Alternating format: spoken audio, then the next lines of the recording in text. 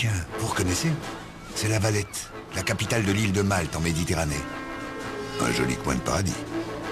Mais je me demande bien dans quelle aventure Fred et Jamie veulent nous emmener. T'as gagné. Nous sommes à Malte. Admire la cathédrale Saint-Jean. T'as vu ce luxe, cette richesse? Et tu sais sur quoi je marche? Sur des tombes où sont enterrés des chevaliers de toute l'Europe, les héritiers des Hospitaliers et des Templiers. Tu vois ce que je veux dire? Moi, ça m'évoque un mystère. Le trésor des Templiers. Exactement, le trésor des Templiers. Mon Jamy, je me zappe à quelle époque? Eh bien, d'après nos recherches, zappe-toi en 1270. Oui, 1270. Là, tu devrais commencer à trouver des indices sur ce fameux trésor. Et toi, qu'est-ce que t'as trouvé? Plein de choses. Allez, c'est parti pour la chasse au trésor. Eh bien, je vous souhaite bonne chance, les amis. Car ce trésor a disparu depuis plus de 700 ans. Et vous n'êtes pas les premiers à le chercher. Qu'est-ce que t'as dit? 700 ans? Eh oui, l'affaire des Templiers commence au Moyen-Âge, à l'époque des croisades. Oui, d'accord, mais vous pouvez me dire comment je vais les reconnaître? Ils sont très faciles à reconnaître, les Templiers. Ils portent une tunique comme celle-ci, blanche, frappée d'une croix rouge. Tu vois, Fred, tu es sur la bonne piste. Accélère, mais sois discret. Ce sont de redoutables chevaliers, et ils n'aiment pas être dérangés dans leurs affaires. Je te l'ai dit discret. Voilà une étrange manière de se présenter. Excusez-moi, c'est mon cheval, il a pas freiné. Je m'appelle Fred. Et peut-on savoir ce que vous venez faire dans notre commanderie? J'aimerais bien devenir Templier, monsieur... Godefroy, je suis le frère Godefroy, je forme les chevaliers de cet ordre. Alors comme ça, vous voulez devenir Templier. Vous êtes noble au moins? Non, je suis pas noble, pourquoi? C'est embêtant. Moine alors? Moi non plus, je suis journaliste. Mettez-moi cet énergumène dehors. Attendez, messieurs. Ah, je t'avais prévenu, hein. Ils n'aiment pas les intrus. Un instant. Pas chevalier, pas moine, mais... Vous possédez peut-être quelques biens à offrir à l'ordre? Comment ça, des biens? Oui, des biens, des terres, des rivières, des fermes. Vous possédez rien? Pas grand-chose. Mais j'ai bien une petite maison de campagne, c'est un vieux moulin à restaurer. Vous possédez rien d'autre? Il y a ma voiture aussi, mais je sais pas si ça compte. Fred... Un instant. Qu'est-ce que c'est que cette histoire? Je suis venu pour chercher un trésor, pas pour me faire dépouiller. Et puis j'ai pas fini de payer le crédit pour le moulin. De toute façon, Fred, t'as pas le choix. Pour devenir Templier, les candidats doivent impérativement ne plus rien posséder. C'est écrit dans le règlement. Ils doivent tout donner, à l'ordre, bien sûr. C'est pas pour rien qu'à l'origine, ils se faisaient appeler les pauvres chevaliers du Christ. Alors, dans ces conditions, Fred, le moulin, il va falloir faire une croix dessus. Bon. Pour le moulin, c'est conclu. Le reste, on n'en veut pas. Vous pouvez rester parmi nous, Fred. La Terre Sainte a besoin d'hommes vaillants pour la défendre. Nous allons faire de vous un soldat pour combattre les infidèles qui ont pris Jérusalem. Certes, vous ne pourrez pas devenir chevalier. En revanche, vous pouvez espérer devenir sergent. Ah bah merci beaucoup, va pour sergent. Mettez-moi ces huches au dépôt. Tout cet or mérite qu'on le protège. De l'or, je peux vous aider? Ah, mais je vois que vous êtes déjà dévoué et serviable. Frère Jean. Oui, frère. Faites-lui faire le tour du propriétaire. Venez, accompagnez-moi. Vous êtes frère Jean? N'impatiente pas, Fred. Tu fais déjà partie des leurs, c'est un bon début. Voici la salle d'armes. Oh là là, mais ils vont se faire du mal. Pas du tout, c'est un entraînement. D'ailleurs, il faudra du temps pour faire de vous un combattant comme eux. Enfin, si vous travaillez dur. Mais dites-moi, c'est vraiment nécessaire d'être moine ou chevalier pour devenir templier? Indispensable. Un templier, c'est un moine soldat. Il doit faire ses 3 vœux monastiques. Les 3 vœux monastiques? 1. Vœu de pauvreté, il donne tout ce qu'il possède à l'ordre. 2.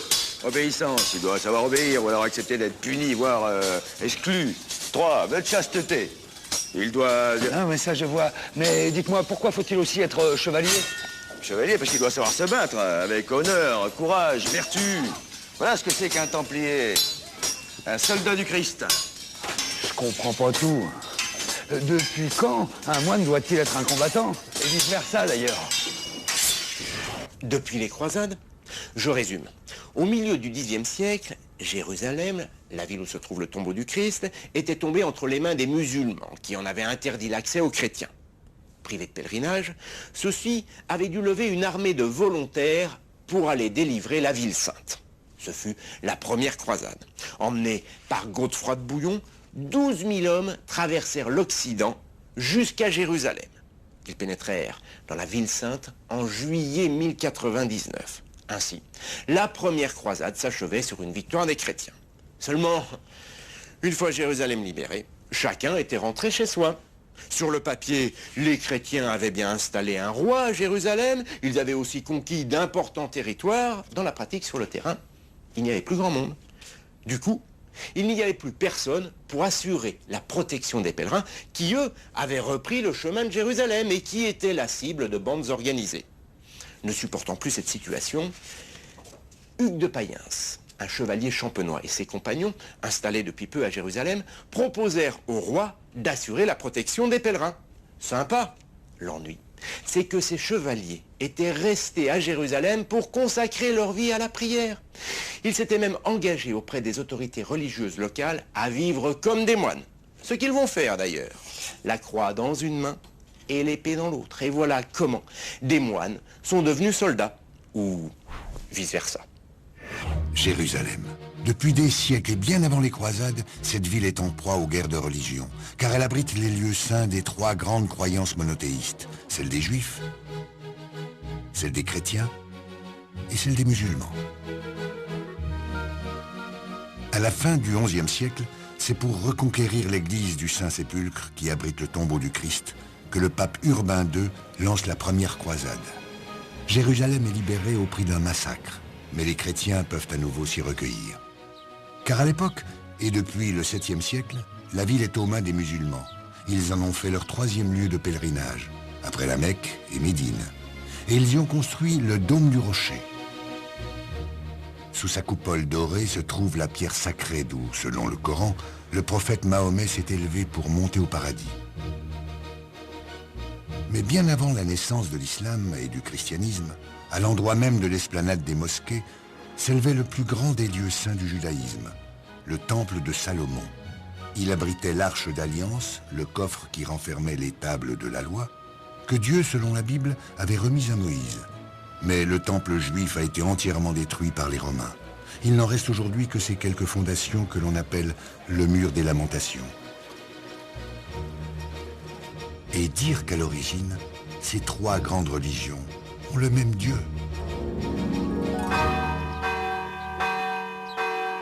Allons, dépêchons, les nonnes vont commencer. Allons-y. Ah, justement, c'est l'heure de la prière pour nos Templiers. N'oublie pas, Fred, que ce sont des moines soldats. Certes, ils sont capables de trucider et d'égorger leurs ennemis, mais ils ne manquent jamais les messes ni les prières. C'est ça la discipline. Ils vont à l'église 10 fois par jour. Note bien que les premières prières sont à 3 h du matin, ce sont les matines. Et les dernières à 10 h du soir, ce sont les complis. Et je te passe les laudes, les nonnes ou les vêpres qui ponctuent la journée. D'ailleurs, si tu veux être bien vu, je te conseille d'y assister.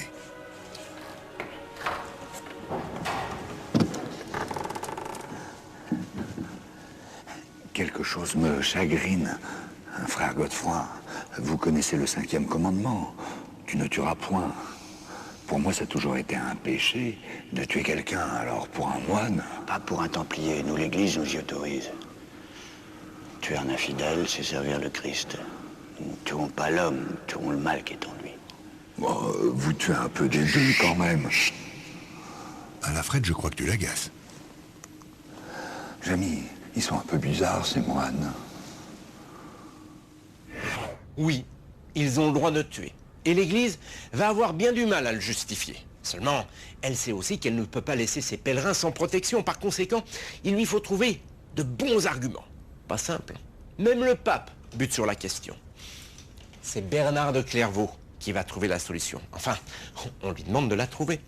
Bernard de Clairvaux a bonne presse. Il conseille tous les grands souverains de l'époque. Il connaît bien les textes et puis il a la réputation de faire travailler ses méninges. De surcroît, c'est un proche de certains Templiers. À lui de justifier leur double mission. Après quelques semaines de cogitation, il rassemble ses idées dans un livre. Où il est, le livre? Derrière toi? Ah, dans un livre intitulé « Éloge à la nouvelle chevalerie ». Il propose la chose suivante, je cite. La Terre Sainte n'est pas un royaume comme les autres, mais la propriété du Christ, ce qui exige que sa défense soit confiée à une milice sainte étrangère aux intérêts temporels. Cette défense comporte malgré tout le recours aux armes, l'ennemi ne laissant pas le choix. Dès lors, le combattre et même le tuer est regrettable, mais acceptable. Et alors, eh bien ça marche. En janvier 1129, au Concile de Troyes, l'ordre des Templiers est officiellement reconnu par les autorités chrétiennes. Ah, frère Godefroy, m'amenez-vous enfin quelqu'un pour me seconder dans ma charge? Voilà le grand trésorier de notre commanderie. Il est toujours débordé. Frère trésorier, je vous présente un nouveau venu, Fred. Il faudra enregistrer son moulin dans les règles. Il vient d'en faire don à notre ordre. Oui, c'est un plaisir. Sauriez-vous écrire? Bien sûr, et lire aussi. De grâce, frère Godefroy, accordez-moi les services de ce Ferred pour me tenir les livres de compte, ne serait-ce qu'un moment. Il ne dépend que de vous, Fred. Si je peux rendre service. Très bien. Allons vite nous mettre au travail avant que ce ne soit l'heure des vêpres. Bien joué, Fred. C'est lui qui tient les cordons de la bourse. Mais vous m'emmenez où, frère trésorier? Ici même, derrière cette porte, se trouvent les richesses de la commanderie. C'est le coffre-fort. C'est surtout la salle de torture pour le trésorier, dont je croule sous le poids des écritures. Mais c'est quoi au juste, ces écritures? Ah, mais il faut enregistrer tous les dons, étudier toutes les demandes de prêt, et je ne vous parle pas des contrats de change qu'il faut établir. Non, nous ne serons pas trop deux, vous verrez. Voilà. Ah bah c'est... Voilà. Ôte-moi d'un doute, c'est le trésor des Templiers? Tu veux rire? À peine un échantillon, Fred. Alors, comme vous pouvez le constater, tout est rangé et classé par catégorie. Je m'impose cette discipline, sinon c'est la pagaille. Ici, nous avons les pro-anima. Les pro-anima. Là, par exemple, c'est un comte qui a fait don d'une partie de sa fortune à l'ordre du Temple, ainsi que des terres et des fermes, qui nous rapportent beaucoup d'ailleurs aujourd'hui. Mais en échange de quoi? Mais pour le repos de son âme, voyons. Évidemment, suis-je bête? Oui. Et les in extremis? Ah, à l'autre bout, ce sont des dépôts. Là, par exemple, c'est un pèlerin qui a déposé sa fortune avant de partir pour les croisades, pour les mettre en lieu sûr, quoi. Et il va récupérer tout ça à son retour? Oui, lui, non. Pourquoi lui, non? Mais tout simplement parce qu'ils ne sont jamais arrivés à Jérusalem. Ils ont tous été massacrés en route. C'est un accident ou c'est ordinaire? Seul le Seigneur décide de ces choses-là. Si je comprends bien, quand un pèlerin ne donne plus signe de vie, vous gardez toute sa fortune, c'est ça? Mais vous savez, les routes qui mènent au tombeau du Christ ne sont pas sûres. Oh, c'est malheureux. Sur le plan comptable, c'est plutôt une bonne affaire, j'en conviens. Je vois. Et alors, tout ça, ça représente un capital énorme pour vous? Ouais, ça rapporte, mais attention, ne vous méprenez pas. Le tiers des revenus de toutes nos commanderies est envoyé en Terre Sainte. Nous appelons ça des responsiones. Des responsiones. Et vos responsiones, elles arrivent comment là-bas? Les fonds sont acheminés sous notre propre escorte. D'ailleurs, un convoi part demain. On bavarde, et c'est l'heure d'ouvrir le guichet. Si vous voulez bien prendre place, Ferred. Fred, mon frère.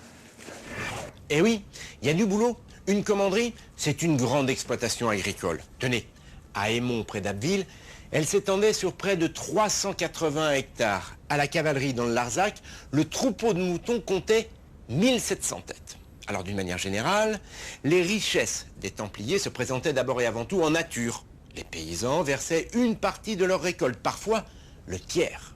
Une partie était expédiée en Terre Sainte et le reste était vendu sur les marchés. Ce n'est pas tout. Chaque commanderie possédait des pressoirs comme celui-ci, des fours, des moulins. Les paysans qui travaillaient sur le domaine étaient obligés d'utiliser ces équipements. Et bien sûr, pour y avoir accès, il fallait payer une taxe. À Valence, par exemple, eh bien, les Templiers gardaient un pain sur 20. Et à ce petit jeu, certaines commanderies ont amassé de véritables fortunes, des fortunes qui ensuite étaient transférées à Paris. Pas moins de 3000 commanderies et maisons templières voient le jour en France au XIIe siècle. L'une des plus importantes se situe à Sainte-Eulalie de Cernon, dans le Larzac. Ces grosses fermes fortifiées, capables d'abriter des trésors, sont souvent offertes à l'ordre du Temple par des seigneurs, soucieux d'acquérir par ce geste une belle place au paradis. D'ailleurs, par la même occasion, ils lèguent aussi aux Templiers les familles de paysans qui travaillent sur leurs terres. Des paysans à qui il ne reste pas grand-chose pour vivre, car une partie de leur récolte sert à nourrir les moines soldats, et une autre est vendue au profit des commanderies établies en Terre Sainte. Et les domaines templiers ne cessent de croître. Le commandeur de Sainte-Eulalie, par exemple, se voit offrir le village de la Couvertoirade, qu'il transforme en château. On y forme des soldats, on y fabrique des armes, on y élève des troupeaux de moutons pour les poux. Bref, les commanderies d'Europe deviennent ainsi de puissantes bases arrières pour alimenter la guerre sainte. Et les Templiers obtiennent toutes les faveurs du pape. Ils ont le droit de bâtir des chapelles sur leur domaine et de disposer de leur propre cimetière. Leur puissance ne cesse de croître. Je vous remercie. Monseigneur, que puis-je pour vous? Je souhaite partir en croisade. Il me faut un prêt pour financer ce voyage. 500 deniers d'argent feront l'affaire. Bien, nous allons établir un acte de prêt. Écrivez 500 deniers, prêtés à Monseigneur. Monseigneur? De Verlac. Et vous prêtez comme ça, sans prendre des intérêts? Oui, notre Église nous l'interdit. En revanche, Monseigneur devra gager ses biens à l'ordre du Temple. Certes. Prenez le moulin et les pressoirs de mon domaine. Ils sont de bons rapports. Je me disais aussi... Oui, il faut bien des garanties. De plus, une amende de 100% est perçue en cas de non-remboursement. C'est inscrit sur le contrat. Monseigneur Verlac, si vous voulez bien signer là, pèlerin suivant. c'est Que énorme. puis-je pour vous? C'est pour un dépôt. Je désire me rendre en Terre Sainte et je voudrais pas voyager avec mes économies. On m'a dit que les routes n'étaient pas sûres. C'est une sage précaution. Nous allons donc établir une lettre de change. 100 deniers déposés par monsieur... Moulin. Et avec cette lettre de change, je pourrais récupérer mes deniers une fois en Terre Sainte? Mais bien sûr, c'est une garantie. Il vous suffit de la présenter et un de mes confrères vous donnera l'équivalent de ce que vous avez déposé. C'est un peu comme un traveler chèque. Voilà, un traveler. Et Voilà. je peux retirer dans n'importe quelle commanderie? Dans toutes nos agences. Merci, comme ça je pars l'esprit tranquille. Que le Seigneur soit avec vous. Ah. Messieurs, on ferme et c'est l'heure des vêpres. C'est incroyable. J'ai l'impression d'être un banquier. C'est pas qu'une impression. Tenez, j'ai mis la main sur un document qui en dit long. Le livre de caisse du Temple pour les années 1295-1296. À cette époque, le Temple de Paris avait 76 clients, 76 personnes qui avaient déposé leurs économies.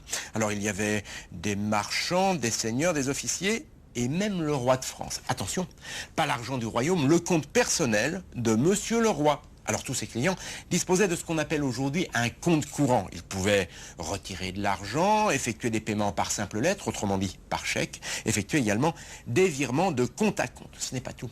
Le Temple pouvait également consentir des prêts, et parfois de très grosses sommes, comme ces 1000 marques consenties en 1216 à l'abbaye de Cluny, quand l'abbaye était en grande difficulté financière. Bien sûr, tous ces prêts étaient consentis sans aucune contrepartie. C'était péché. C'est vrai, t'as raison. Et comme Fred a pu le constater, les Templiers prenaient des gages, et puis il y avait parfois de très fortes amendes en cas de non-remboursement. Et puis de toute façon, au bout d'un certain temps, plus personne ne fut dupe, y compris dans les rangs du clergé.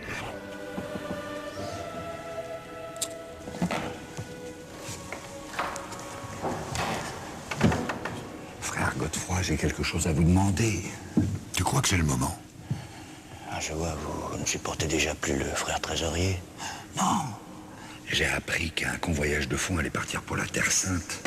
J'aimerais bien faire partie de l'escorte. Ça me sortirait du bureau. Soit. Pour cette mission, plus nous serons nombreux, mais ce sera.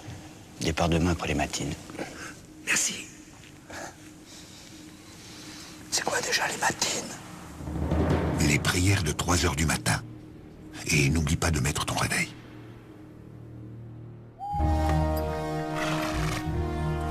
Je crois que tu es en retard. On avait dit départ après les matines. Désolé, mais je débute dans le métier. C'est vrai que 3 heures du matin.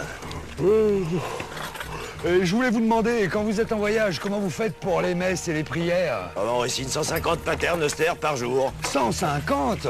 Alors qu'est-ce qu'on emmène au juste? L'argent de nos commanderies pour financer la guerre en Terre Sainte.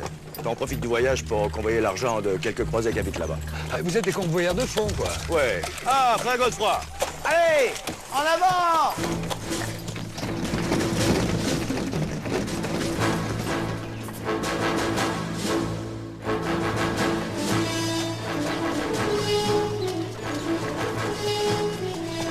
Dites-moi, frère Godefroy, il y a au moins 5000 km pour aller jusqu'à Saint-Jean-d'Acre en Terre Sainte. On va mettre un temps fou. Bon, rassurez-vous, on ne les fera pas à cheval, c'est fini ce temps-là. Les pèlerins se faisaient massacrer par les Turcs musulmans. Maintenant, on prend la mer. D'ailleurs, on va embarquer à Aigues-Mortes. Il y a une galère qui nous attend. Ça doit aller nettement plus vite par la mer. 3 semaines au lieu de 3 ans, mais toutes les galères n'arrivent pas à bon port. Hein. Ah bon? Il y a aussi les pirates, les naufrages. Et puis certaines galères embarquent jusqu'à 1500 pèlerins. Ouais, ça fait des morts quand ça chavire. Oh. Et puis, je vous parle pas des épidémies qui se propagent quelquefois à bord. Bon bah, je vais peut-être y aller par la terre, je suis un petit peu sensible au mal de mer. Je vous retrouve dans 3 semaines à Saint-Jean-d'Acre. À bientôt. Frère Jean, qu'est-ce que vous pensez de cette nouvelle recrue? Rien de bon! Il est un peu fou! D'ailleurs, on n'est pas près de le revoir, à mon avis. Je vois, il va zapper. Jetons un œil sur la carte.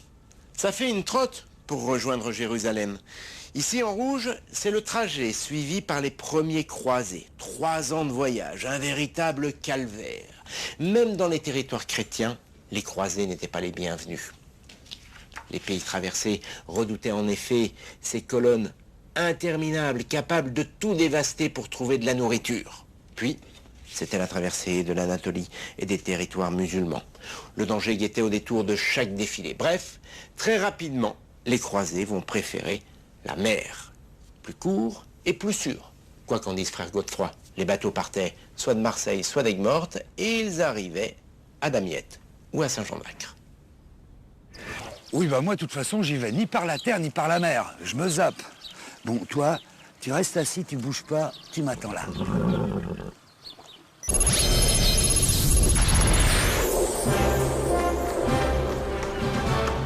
Quelque chose me fait dire que je me rapproche du trésor. Mais bon, je suis pas vraiment très rassuré par ici. Tu as raison, Fred. C'est en Terre Sainte que convergent les richesses accumulées par les moines soldats. Car les croisés ont besoin de bâtir et d'entretenir d'énormes forteresses qui servent de garnison aux chevaliers et de refuge aux pèlerins. Le krach des chevaliers, par exemple, peut abriter 4000 personnes qu'il faut nourrir, armer et soigner. Ça coûte très cher. Et ce n'est pas le seul. Sur la route de Jérusalem, l'ordre des Templiers administre 18 citadelles plus armées les unes que les autres. Mais rassure-toi, ce n'est pas toujours la guerre. Les seigneurs francs qui se sont taillés quelques fiefs dans le désert ont aussi appris à cohabiter avec les populations locales. Certes, ils les utilisent pour cultiver la terre et pour élever les troupeaux, mais ils découvrent aussi un peuple dont les techniques agricoles et d'irrigation n'ont rien à envier à l'Europe du Moyen-Âge. Disons même franchement que la civilisation arabe paraît alors bien en avance sur l'Occident chrétien, tant sur le plan des connaissances scientifiques que dans le domaine des arts, de la littérature et de l'architecture.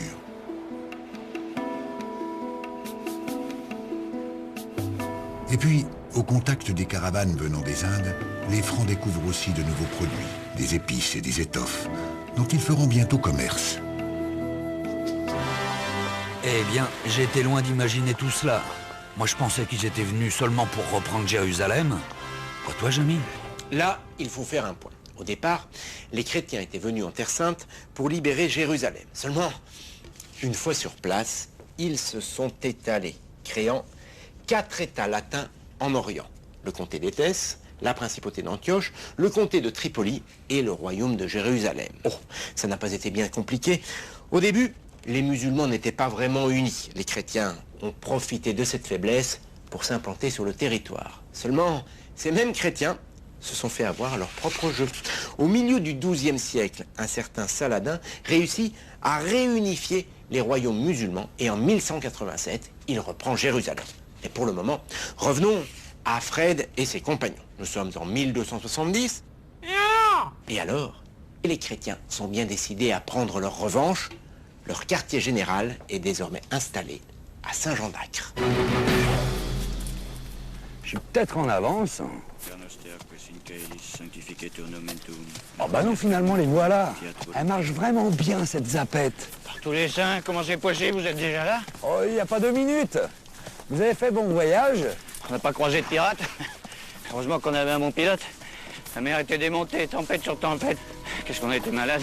Oh, rien que d'en parler, ça me reprend. Dans la tour, vite! L'embuscade! Allez, montez!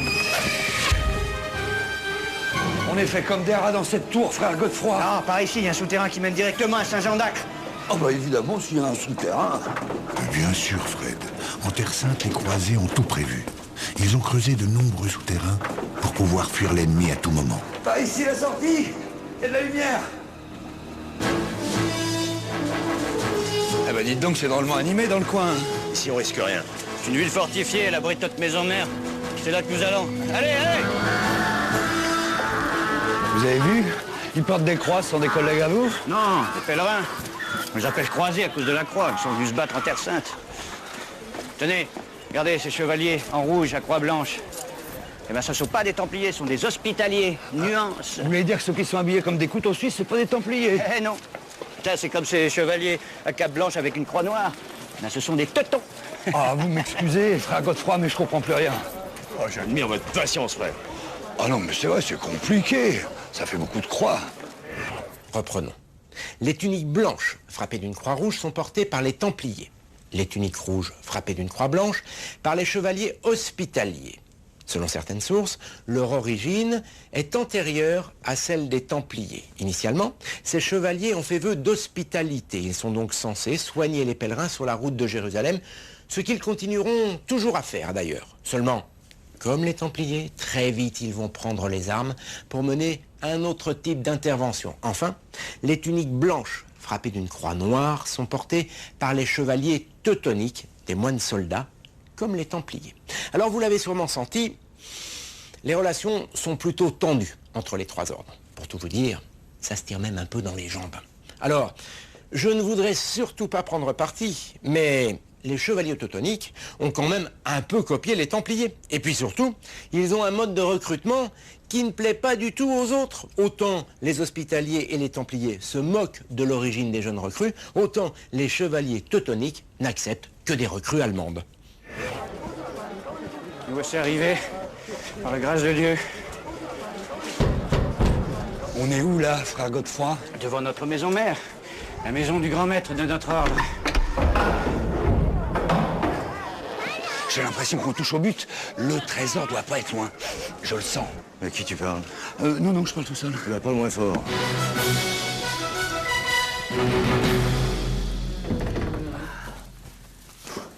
Soyez les bienvenus et soyez remerciés. Grand maître, vous avez l'air inquiet. Des mauvaises nouvelles?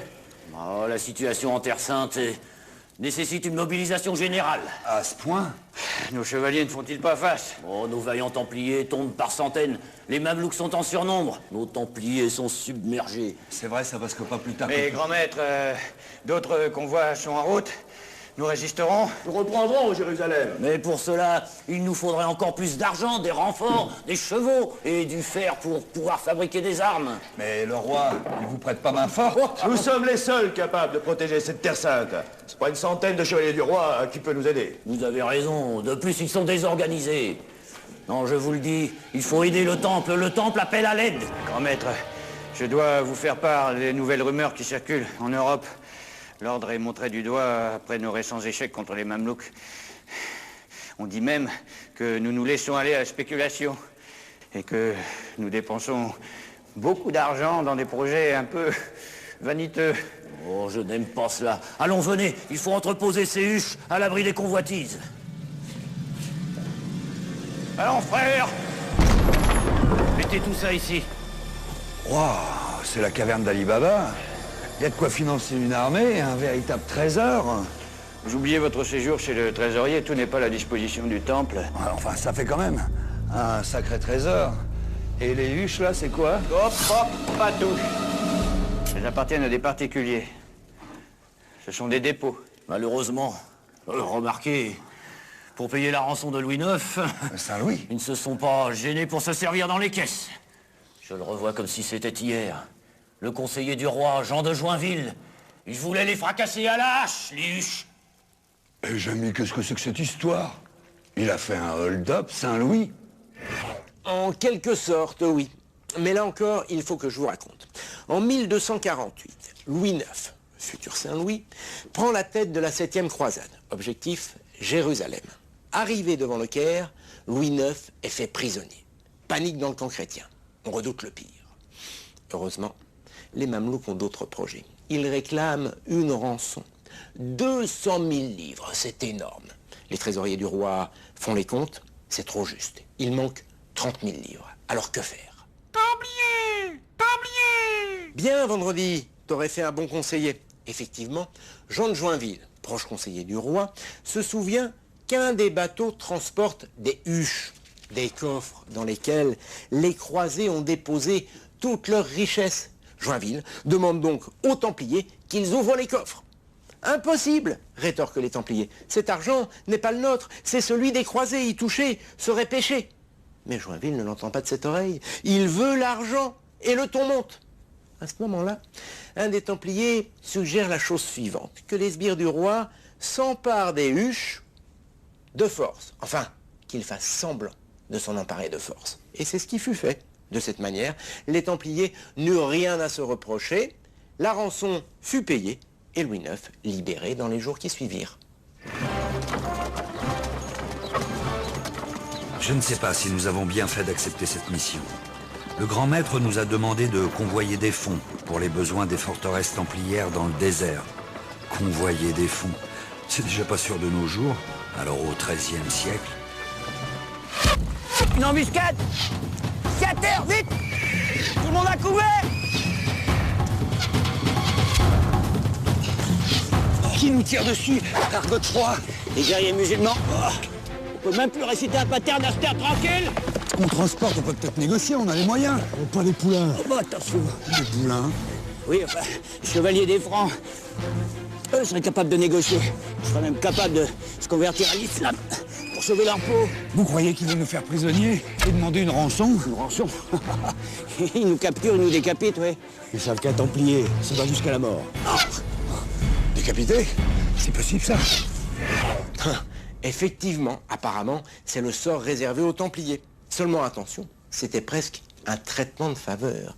Les musulmans avaient une très haute estime des moines soldats. En effet, habituellement, quand ils faisaient des prisonniers, les musulmans les gardaient en détention pour les échanger ou pour en faire des esclaves.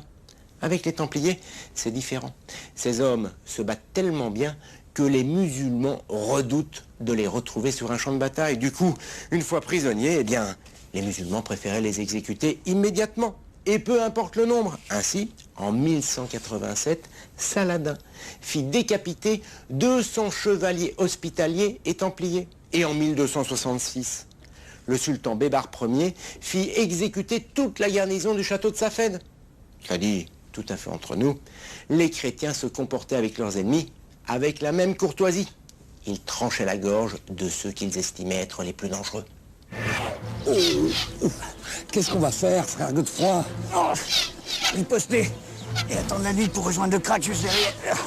Qui? Un crack? Oui, enfin, une forteresse, elle appartient aux hospitaliers. Et les hospitaliers, c'est la concurrence?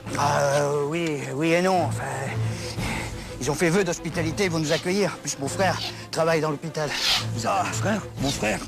Oui, il gère l'hôpital. En attendant, vous allez nous réciter vos paternosters, ça va nous aider. Oui, bien sûr. Paternoster. C'est comment après? Quies in caelis, sanctificetur nomen tuum, etc., etc. Allez, Fred, t'as toute la nuit pour réviser.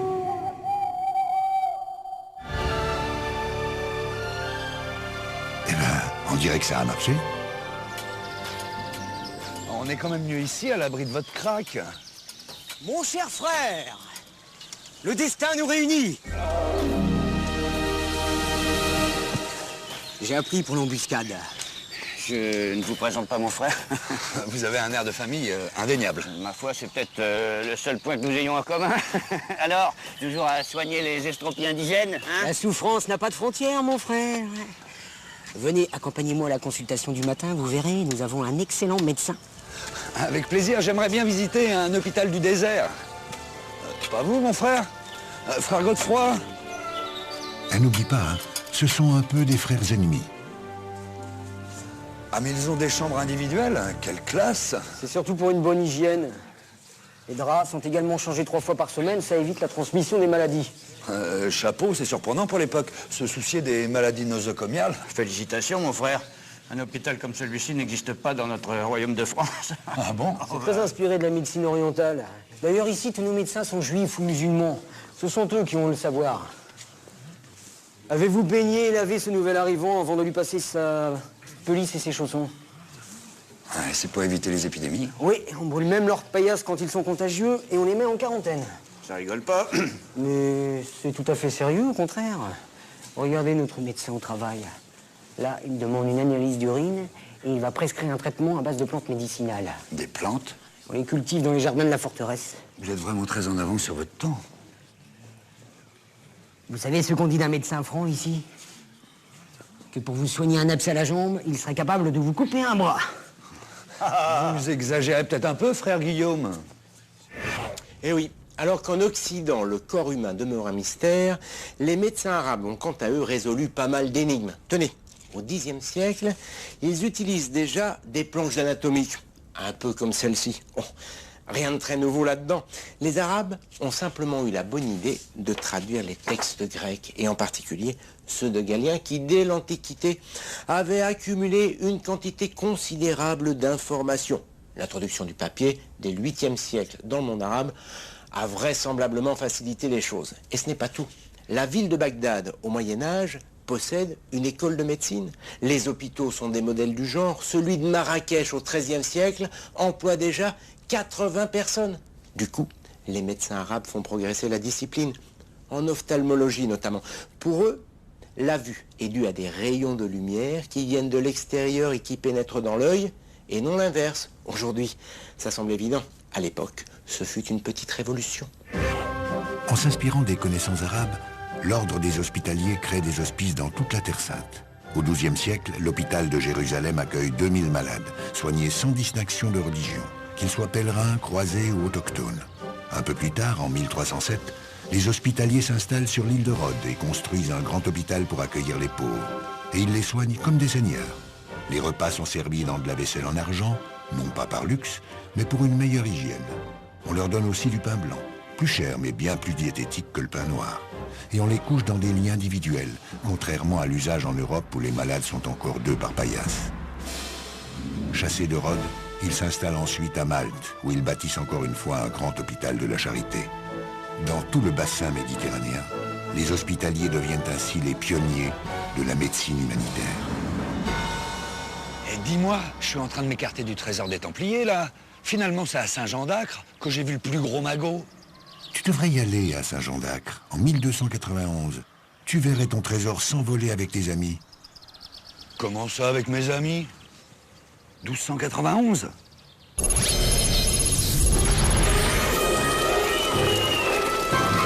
Garde ton calme, Fred. C'est la chute de Saint-Jean d'Acre. Après un long siège, les musulmans reprennent la ville et les chrétiens doivent fuir la Terre Sainte. Frère Godefroy! Grand maître! Où êtes-vous? Ils sont partis avec le trésor. Ah bon, on n'aura pas tout perdu. Y a quelqu'un? Par ici! On est par là! Vous nous entendez? Oh non, ils sont quand même pas passés par là. C'est les cabinets. Si, Fred. Ils se sont enfuis par les latrines. Oui, c'est pas très glorieux pour des chevaliers, mais c'est historique. Quelle aventure! Ah, tu l'as dit. Vous êtes où? Attendez-moi! Ah, c'est vous? Mais d'où sortez-vous? Il y avait longtemps? Bah, comme vous, des cabinets. Vous êtes là tous les deux? Oui. Quand on est dans le caca, mieux vaut s'unir. Vous n'êtes pas au courant des événements? J'ai vu dehors. C'est une véritable invasion. Je vous le fais pas dire. Ces infidèles ont eu raison de nous. Et nos maîtres, le sien et le mien, sont morts au combat. Et en plus, nous avons perdu Saint-Jean d'Acre. Je vous le dis, c'est fini la Terre Sainte. Il faut fuir. Mais on va où comme ça? Par les égouts? Jusqu'à la mer.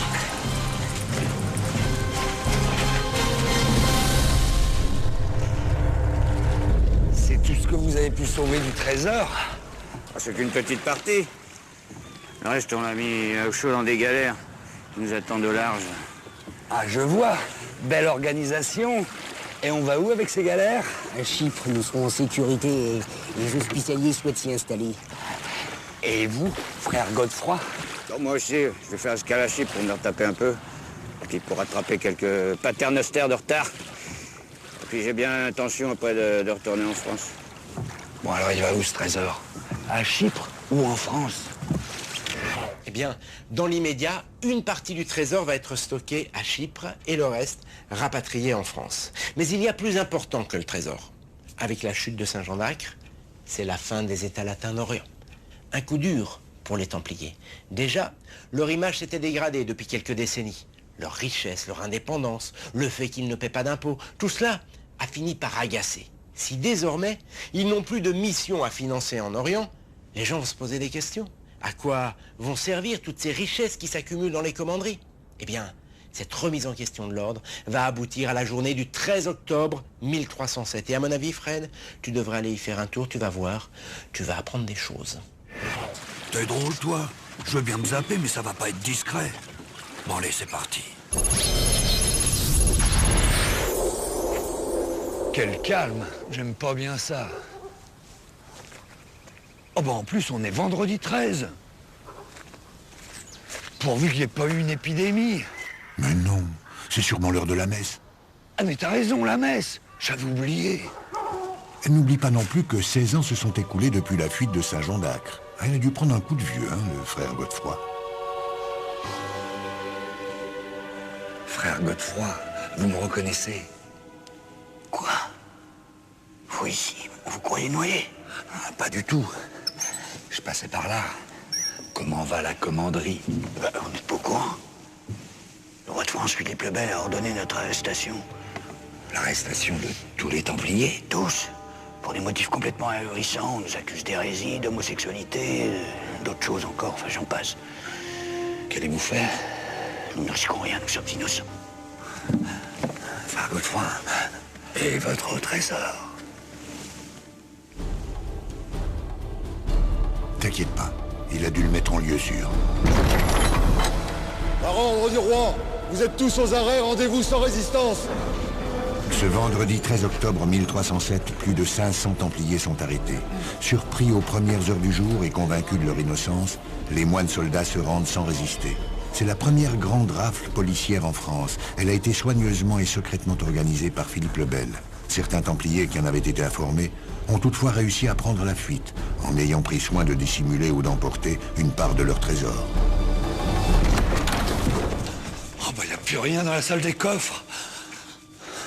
Il serait parti avec la caisse, Godefroy? C'est pas impossible, car à l'époque, les Templiers ne sont vraiment plus en odeur de sainteté. Il faut se remettre dans le contexte de l'époque. Le roi de France, Philippe le Bel, veut absolument rassembler le royaume autour de sa personne. En clair, il veut un État fort. L'ennui, c'est que les Templiers possèdent un vaste domaine qui lui échappe totalement, une sorte d'État dans l'État. Et puis, Philippe le Bel est inquiet. Les Templiers qui viennent de rentrer en France représentent une force considérable. 15 000 hommes en armes sur lesquels il n'a absolument aucun pouvoir. Et puis, il y a des rumeurs qui circulent. Certains prétendent que les Templiers ont sympathisé avec les infidèles, qu'ils ont renié le Christ. On les accuse même d'homosexualité, un crime pour l'époque. Ces accusations ne reposent que sur un seul témoignage, celui d'un ancien Templier écarté de l'ordre. Eh bien, quoi qu'il en soit, le roi va en profiter. Il fait arrêter les Templiers et il les fait interroger. Et alors? Eh bien, ils vont tout avouer. Oh là là là là. Oui, je sais, c'est bizarre. Seulement à l'époque, il faut savoir que les juges avaient le droit d'obtenir des aveux sous la torture. Et vu le matériel utilisé, croyez-moi, il fallait être costaud pour ne pas avouer. Seul réconfort dans le cadre du procès des Templiers, toute faute avouée était une faute pardonnée. Seulement attention, une rétractation, et c'était le bûcher. Jacques de Molay, le grand maître de l'époque, et certains de ses proches vont revenir sur leurs aveux. Eh bien, ils seront brûlés en mars 1314. Et c'est ainsi que Philippe le Bel anéantit les Templiers, faisant main basse au passage sur une partie de leur richesse. J'ai l'air malin maintenant. Plus de trésors, plus de Templiers. Tu crois que c'est fini? Baisse pas les bras, Fred. Écoute ça. Qu'est-ce que tu as encore déniché? Le 3 avril 1312, le pape Clément V prononce la dissolution de l'ordre des Templiers. Tous leurs biens, et en particulier les commanderies, sont confiés à l'ordre des Hospitaliers. Joli pactole. Ils auraient doublé, voire triplé leur fortune. Mais dis-moi, Fred, un hospitalier, t'en connais un? Frère Guillaume, allez, il n'y a pas de temps à perdre, zappe-toi en 1312. Il doit en savoir plus. À Chypre, en 1312? Mais non, pas à Chypre, à Rhodes. Ils ont encore déménagé. Reprenons. Après la chute de Saint-Jean d'Acre, une partie des Templiers et des Hospitaliers sont rentrés en France. Les autres se sont installés à Chypre. Au moment du procès des Templiers en France, eh bien, ceux qui étaient installés à Chypre ont également été arrêtés. Quant aux Hospitaliers, eh bien, ils ne s'entendaient pas très bien avec le roi de Chypre. Par conséquent, ils ont préféré déménager et s'installer à Rhodes. Par conséquent, c'est bien à Rhodes qu'il faut que tu te zappes. Bon, on y va. C'est reparti pour la chasse au trésor. Remarquez, il n'est pas le seul à avoir fait ça. J'ai aussi entendu parler d'un château. Un château? À Gisors, je crois, en Normandie. Gisors, ça doit être une piste. Si c'en est une, on ne sera pas les seuls à l'avoir suivi. L'affaire de Gisors, ça a fait la une des journaux. Tout a commencé en 1945, à la Libération. Le jardinier du château de Gisors prévient les autorités locales qu'il a découvert sous l'édifice une chapelle contenant des coffres-forts. Pour lui, c'est évident, il s'agit du trésor des Templiers. Aussitôt, la mairie envoie une équipe sur ses traces. Malheureusement, elle rentre bretouille. Le jardinier est pris pour un illuminé et il préfère quitter la ville. Et après? Après, le jardinier se rend à Paris où il trouve des appuis, un antiquaire et un industriel. Ensemble, ils réussissent à convaincre la mairie d'effectuer de nouvelles fouilles. Cette fois, elles sont confiées au bâtiment de France. Tout le monde est impatient de voir l'équipe remonter à la surface. Malheureusement, une fois de plus, elle remonte sans rien avoir trouvé. Alors là, les gens se posent des questions. Le jardinier est-il un mythomane ou le trésor a-t-il été volé? Mystère! Comme tu dis, mais attends un peu. 10 ans plus tard, l'affaire rebondit. Elle remonte au sommet de l'État. André Malraux lui-même, ministre de la Culture, ordonne de nouvelles fouilles. Cette fois, elles sont confiées à l'armée. Mais comme les précédentes, elles ne fournissent aucun résultat. Alors c'est fini? C'est pas tout à fait fini vendredi. Certes, on n'a rien retrouvé. Mais pour beaucoup, l'armée se déplace rarement pour rien. Et puis, ce que l'on sait aujourd'hui, c'est qu'en abandonnant leur commanderie, les Templiers ont emporté leur trésor et ils l'ont caché ici ou là. Du coup, le trésor a été dispersé dans la nature. Voilà pourquoi aujourd'hui certains cherchent encore et espèrent trouver non pas la totalité du trésor, mais une partie de ce trésor. Donc si je comprends bien, le trésor, il a explosé dans tous les coins. Frère Guillaume, je pense à quelque chose. Au moment du procès, vous, les Hospitaliers, vous n'avez rien fait pour aider les Templiers, je crois. Comment aurions-nous pu imaginer un tel destin? Et notre ordre n'était pas concerné. Oui, et puis il faut dire que vous avez hérité de leur patrimoine. Le destin, vous dis-je. Fred, laisse tomber. Si on peut encore parler de pistes, il faut aller à Malte. À Malte? Mais quand? Aujourd'hui, au XXIe siècle. Bon bah attends, je me zappe.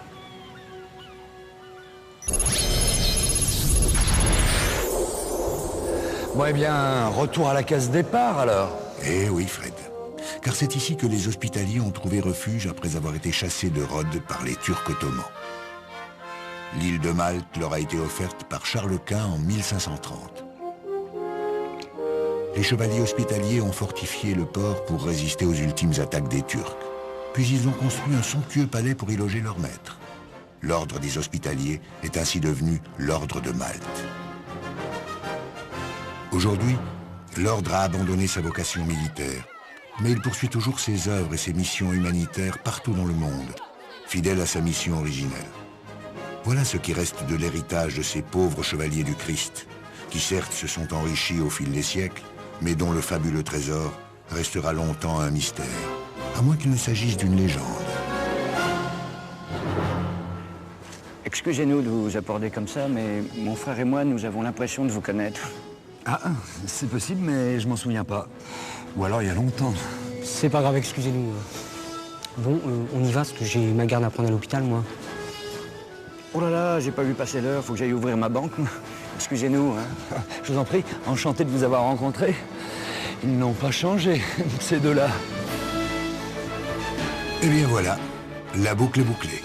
Quand je pense que Fred et Jamie voulaient retrouver le trésor des Templiers, non mais je rêve. Eh, non mais, attendez, j'ai des nouvelles infos. Mais oui, il est là le trésor. Mais attendez. Oh, il est là. Désolé Jamie, on n'a vraiment plus le temps, c'est le générique de fin. Mais continue tes fouilles et si tu trouves quelque chose, tu nous appelles, on fait comme ça? Allez, ciao.